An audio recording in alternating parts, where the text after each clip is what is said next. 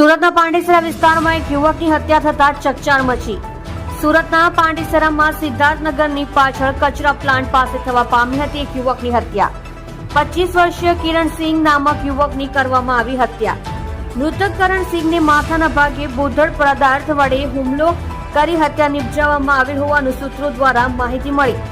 સુરતની પાંડેસરા પોલીસનો કાફલો અને ઉચ્ચ અધિકારીઓનો કાફિલો ઘટના સ્થળ પર આવી હત્યાનો ગુનો નોંધી આગળની વધુ તપાસ હાથ ધરી છે।